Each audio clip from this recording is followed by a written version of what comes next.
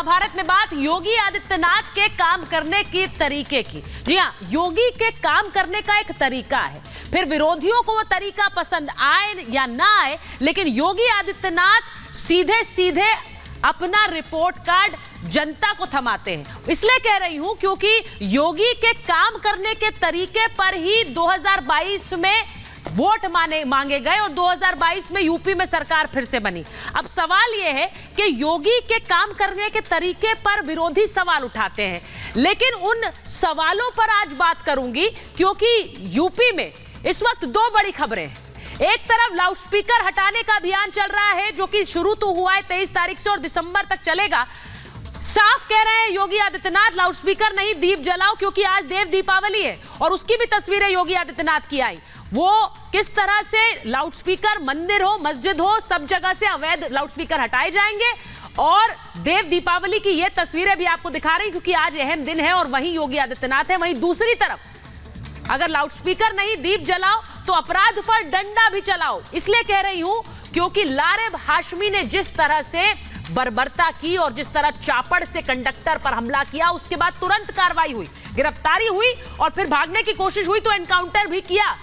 वो लारेब हाशमी जिस पर अब जांच चल रही है। लेकिन सवाल यह है कि योगी के इस एनकाउंटर स्टाइल पर विरोधी सवाल उठाते हैं और उन्हीं में से एक है अखिलेश यादव, जिन्होंने बहुत बड़ी बात आज कही। मैं उस पर आऊंगी, लेकिन पहले आपको दिखाती हूं कि वो सारे एनकाउंटर जो पिछले कुछ महीनों में हुए हैं, जिनको लेकर विरोधी सवाल उठाते हैं, लेकिन बाबा का इंसाफ सीधे सीधे पकड़ो और अगर भागने की कोशिश करे तो एनकाउंटर से भी गुरेज नहीं है पुलिस को। जितेंद्र जो कि ऑटो से छात्रा को खींचा था, इसने गाजियाबाद की यह घटना है और वहां पर कैसे तुरंत कार्रवाई की गई। शाहबाज और फैजल, छात्रा का दुपट्टा खींचा, उस पर बाइक चढ़ा दी, वहां पर भी पुलिस ने कार्रवाई की। अनीस, महिला कांस्टेबल से बर्बरता की यह घटना अयोध्या की थी, वहां पर भी एनकाउंटर इंसाफ हुआ है। ये वो सारी घटनाएं हैं। सुमित, युवती से रेप की कोशिश की थी, नोएडा की घटना है। इसी के साथ साथ असद ने, जिसको आपने कई बार टीवी पे तस्वीरें उसकी देखी, वीडियो देखे, क्योंकि अतीक अहमद का बेटा था, उमेश हत्याकांड में शामिल था, झांसी में उसको एनकाउंटर करके मार गिराया गया। उसी के एनकाउंटर पर आज अखिलेश यादव सवाल उठा रहे हैं। उमेश हत्याकांड में शामिल दूसरा गुलाम, उसे भी एनकाउंटर में मार गिराया गया। वहीं विजय और आशीष, सर्राफा कारोबारी से 2 लाख की लूट की थी, उन पर भी एनकाउंटर। अब सवाल यह है कि क्या अपराधी पर एनकाउंटर वाला जो एक तरह से कार्रवाई है, उस पर सवाल विपक्ष क्यों उठाता है? क्या वो तरीका गलत है? क्या योगी गलत है?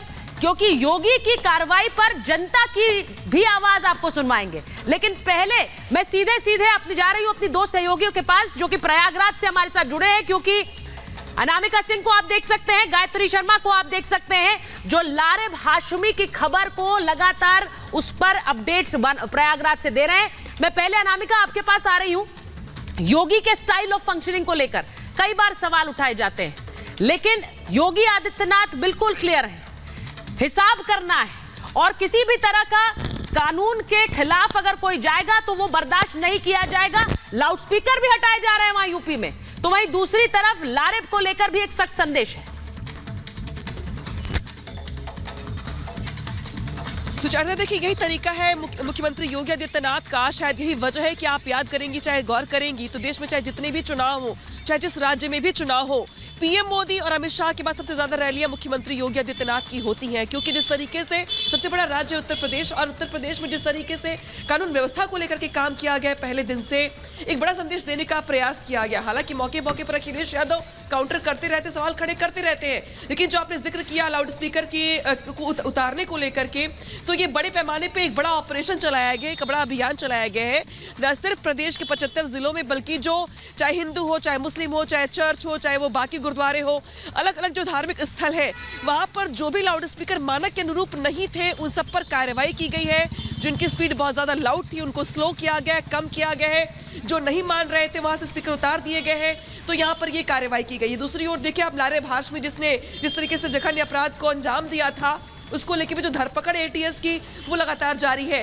इस घटना को अंजाम देने के 24 घंटे के अंदर ही लारेब को गोली मार दी जाती है, उसके पैर में गोली लगती है, उसके बाद पुलिस उसको अपनी हिरासत में लारेब लेती की है, तस्वीरें पूछताछ लगाई। लगातार जारी है, यानी कि कार्रवाइयों का जो दौर है वो 24 घंटे के ये अंदर तस्वीरें से ही दिखाई देनी शुरू। ये तस्वीरें अनामिका जब आपसे बात कर रहे हैं तो योगी आदित्यनाथ की ये लाइव तस्वीरें चला रहे हैं, लाइव तस्वीरें चला रहे हैं क्योंकि वो वाराणसी में है और वाराणसी में देव दीपावली इस वक्त उसी के लिए पहुंचे हुए हैं। वहां पूजा उन्होंने की, उसकी भी तस्वीरें आपको दिखाई।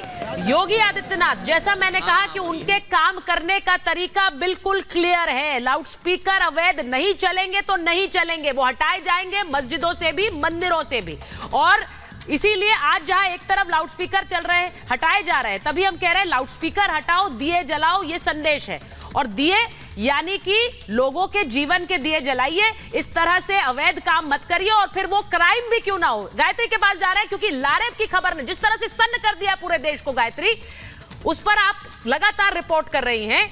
लारेब को लेकर अभी भी एटीएस जांच कर रही है। उसने जिस तरह से ये बात रखी कि उसको निशाना बनाया गया, उसे ऐसी बातें कही गई जिससे उससे गुस्सा आ गया, लेकिन उसकी शक्ल पे कोई मलाल नहीं है और ना ही कोई डर है इतनी बड़ी घटना को अंजाम देने के बाद भी। क्या आसान होता है चापड़ से किसी को मार देना? बिल्कुल। और देखिए, एक सामान्य व्यक्ति ऐसा बिल्कुल नहीं कर सकता। और फिर लारेब की अगर बात करें तो उसने बाकायदा घर पर उसकी प्रैक्टिस की थी। यह भी जानकारी मिल रही है कि उसका विवाद तो 3 दिन पहले हुआ था, वो ऐसा दावा कर रहा है। उसमें कितनी सच्चाई है ये भी अब इन्वेस्टिगेशन का विषय है। लेकिन लारेब ने कहा था कि कंडक्टर के साथ उसका झगड़ा हुआ था, पैसों को लेकर झगड़ा हुआ था और 3 दिन तक वो लगातार रेकी कर रहा था। 2 दिन तक उसने रेकी की, 2 दिन तक उसने बस का भी पीछा किया।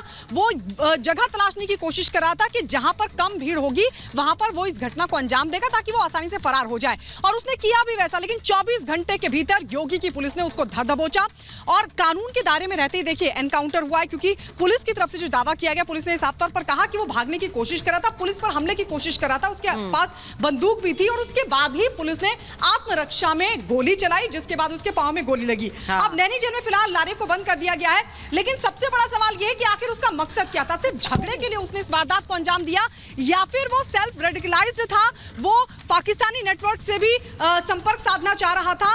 क्या वो अपनी किसी और मकसद से इस वारदात को अंजाम देना चाह रहा था? ये अपने आप में बड़ा सवाल है, क्योंकि अतीक अहमद से भी वो बहुत ज्यादा प्रभावी था। अतीक अहमद के पैसे से सवाल